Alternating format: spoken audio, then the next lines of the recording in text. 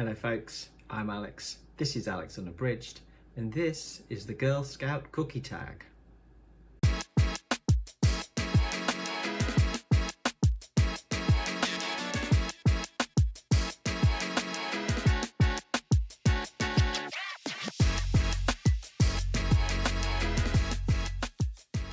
So welcome back to the channel if that is the case.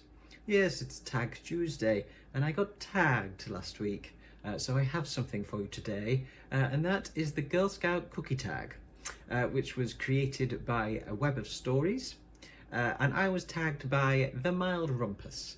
The Mild Rumpus is a long-time viewer of mine, of this channel, who has recently started their own booktube channel in the last sort of 2 or 3 weeks, I think it is now. It's very new, but so far they are absolutely nailing booktube. Highly recommend checking out their channel. It's definitely worth your time. I find it very entertaining. So yeah, do go check out the Mild Rumpus. So yes, thank you to the Mild Rumpus for that tag. So let's crack on with these prompts then straight away. So yes, all of these are based around a particular Girl Scout cookie. I, being a Brit in the UK, I'm sad to say that I've never been able to sample Girl Scout cookies. I think you can source them on Amazon occasionally, but they're extremely expensive because I've got to get sent from the States, and I don't know what state they'd get here in really. So yes, so I've not had the chance to sample any, and for that I am sad. But yes, so I am aware of them, of course, in terms of, you know, pop culture and all that kind of stuff. I am aware of what they are. So the first one then is Trefoils, and the prompt is a classic novel that you love. Long-time viewers of the channel will know that I'm not a fan of classics in general, but I have found a couple over the last few years that I have really appreciated. And I think my favourite of all of those is Journey to the Centre of the Earth by Jules Verne, from like 1864, I think that was.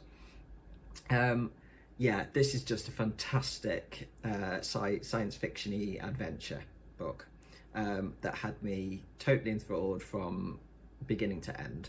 I had it as an audiobook as well, and that really helped. I think it was excellent narration, and it really just pulled me in. And it was really quite a comforting read. Just you know, a great curl up on the sofa and just listen to a story being a wonderful story being told to you.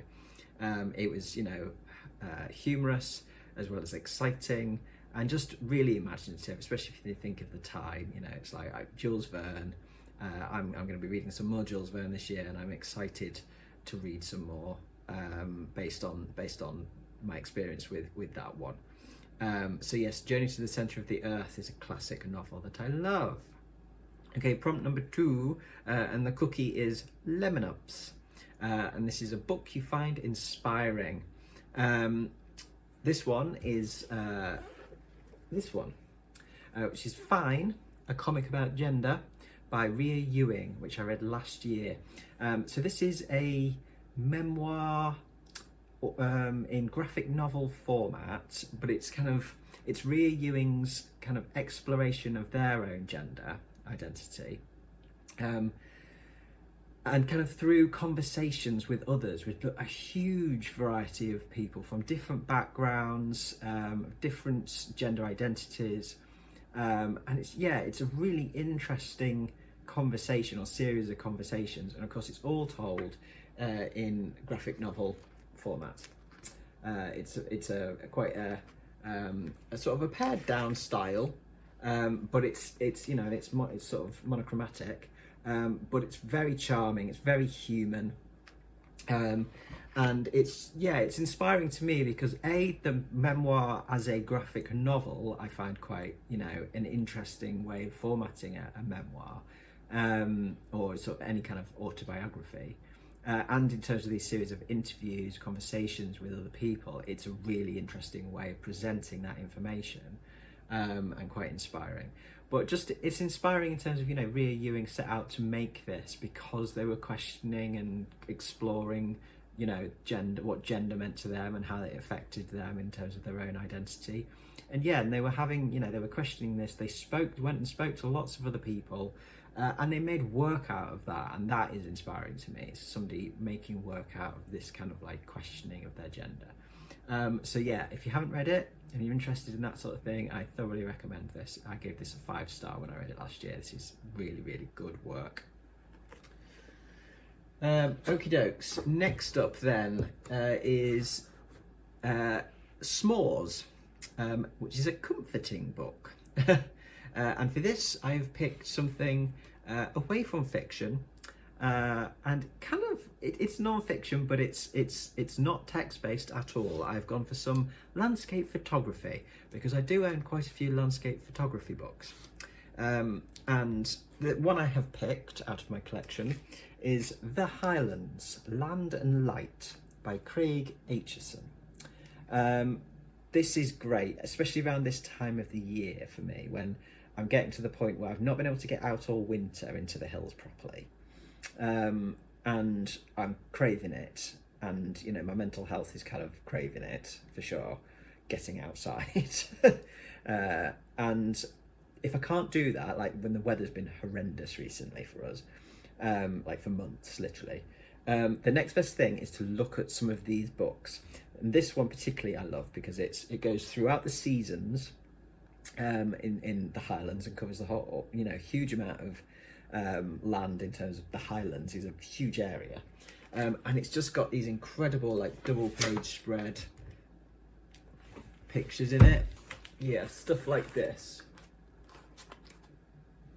Hopefully you can see that. You know, these huge photographs of the mountains in various conditions. You know, it's got that kind of thing, and it's because it's, you know, the Highlands is a region. It's not just mountains. There's plenty of mountains in here, but you've got some wonderful coastal ones as well, like this. And it is literally just from beginning to end photographs of, you know, lochs, mountains, forests, seas, you know, sea cliffs, all that kind of stuff. It's incredible, just being able to sit down and just look through it, and it's very, very calming to me. It's one of those that I can get lost in, and it's incredibly calming, and it's beautiful work. As I say, I have quite a few of these. I have some stuff from my own local area, like the Peak District, and I have stuff from like the Lake District and North Wales as well. And they are, as I say, the next best thing to getting out into the hills for me in terms of if I can't get outside. It's inspiring as well. You know, they are inspiring in terms of the skill, the photographic skill, the artistic skill, but they are just ultimately comforting, I think, for me. Okie dokes, and we're going to stay with the mountains, but not necessarily the comforting side of the mountains, for prompt number 4, which is Adventurefuls. That's the cookie. And this is an Adventurous book. And so I have picked an Ed Viesta's book, not the one that I've spoken about before on the channel. This is a different one. This is K2, Life and Death on the World's Most Dangerous Mountain. I really like Ed Viesta's writing. I've spoken about No Shortcuts to the Top before, which is my favourite one of his. But this one is also excellent. And this is basically him. It's kind of it's partly a kind of a chronicling of the history of mountaineering on K2, sort of the tragedies that have gone in the past, because it is, you know, it's seen by a lot of climbers, a lot of mountaineers, as the most difficult and the most unpredictable of the mountains. It doesn't have the highest kind of death rate. I think that belongs to Annapurna, but it's certainly it's deadly. It's 4 times as deadly as Everest, K2. Yeah, he kind of looks at the history of attempts and summits on K2. He also looks at kind of sort of key expeditions, if you like, to kind of look at the questions that kind of arise from this kind of mountaineering in terms of things like risk, and kind of teamwork, sacrifice, self-sacrifice, loyalty, all that kind of stuff that comes in with mountaineering, especially as a team. And he knows the mountain well himself, and he also looks at his own expeditions on K2, and it just ties all of this stuff together really well. And he's really interesting. He's very compelling writer. He's very straightforward, but quite very passionate about mountaineering in general, but also how he sees mountaineering and the way he approaches it. And he's one of the more not risk averse, but kind of he manages risk quite strictly. He's not gung-ho in any way, shape or form. He is kind of one of the more cautious of the mountaineers, and that's kind of, I like that about him. He's very, very measured.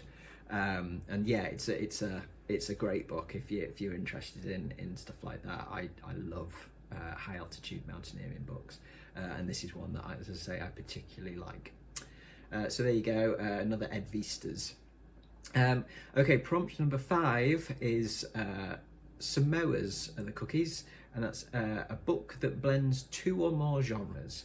And so I'm going to go with a very recent read for this, and that is The Stepford Wives. This blends horror, thriller, science fiction, satire, political commentary all together to create a short but very compelling and entertaining read, and quite chilling in parts as well. I have read I've read 3 out of 11 so far, and they've all been fantastic. He's a great writer, and I will be reading more of his stuff. But yes, if you have not read this one, it's very short. It's a very accessible read, and it's highly entertaining, highly engaging. So yeah, if you've not read it, grab it. Okie dokes. Next one is, just move up my notes. Next one is Do-si-dos are the cookies. And this is either a book that you love that everyone seems to hate, or a book that you hate that everyone seems to love. A book that I love that everyone else seems to hate. Nothing comes to mind as something that I think, like, I know, lots and lots of people hate. I'm sure there's stuff out there that, people didn't like that I did, but hate's a strong word, in terms of the extremity of the reactions. Yeah, I can't think of one that way around, but one that I can think of that I do quite hate, or I hate the experience of, that I know a lot of people love, is The Ruins by Scott Smith. It's not a bad book. That is the first thing I will say about it. It's not badly written, and there are elements of it that I really did like, that I was intrigued by, like some of the body horror and the kind of the plants, should we say, the plants that do nasty things. It's the characters. Every single one of them I absolutely could not stand, and I felt nothing for them whatsoever, in terms of, there was no kind of like, oh no, they're going to get, they're going to die, or don't want that one to die. It's like, no, I don't care, really don't care. Yeah, and when I don't mind some dislikable characters in a book, but I need somebody, at least one, to grab onto, and to kind of be like, yeah, no, okay, I can root for you. None of that. There was none of it. I couldn't stand any of them. And yeah, it just, there was the character side of things just totally ruined it for me, unfortunately. So yes, so there you go, one that I really detest, but I know is well loved by others. Sorry. The Ruins by Scott Smith. Okay, prompt number 7 then, and this is Thin Mints, one of your all-time favourite books. I've talked about kind of like my all-time favourites quite a bit on the channel before, so I thought let's dig back all the way back to childhood for all-time favourites. And there's one that jumps out at me straight away, I think, and that is The Complete Tales of Beatrix Potter. I don't have The Complete Tales here anymore. I think it must be probably still at my mum's, I think. But I do have more tales from Beatrix Potter. I think we had like every permutation of Beatrix Potter's collected tales when I was a kid. I don't know, like there was loads of doubling up on stories, but I think when they must have been gifted and we just ended up with a ton of them. And this is the one that I happen to have here. But I know I had complete collection. But this one does include my favourite ever Beatrix Potter tale, which is The Tale of Squirrel Nutkin, which probably is a little predictable for me. But, you know, naughty squirrels, naughty red squirrels. Yeah, absolutely fantastic. But yes, I absolutely adored these as a kid. My mum read these over and over again to me, and then I read them over and over and over again. And so, yeah, Nutkin is my favourite, but I also particularly like The Tale of Mrs. Tiggywinkle and The Tale of Mr. Jeremy Fisher, who's the frog, of course. And yeah, they're just so charming and lovable, and they played into my love of, you know, outdoors and nature and little creatures. Yeah, they're still fantastic. Even when I went and found this because I knew I'd got it, and just had a quick flick through, and I thought, yeah, these are still great. In fact, I need to reread these. So there you go. Tales of Beatrix Potter takes me all the way back to being a really teeny tiny child. So that's definitely an all-time favourite. Okay, and the last prompt then is Tagalongs. That's the cookie, and of course this is to tag some fellow booktubers. As always, if I tag you, there's no pressure to do the tags. Just if you fancy doing it at some point, have a go. So I will tag 3 people today.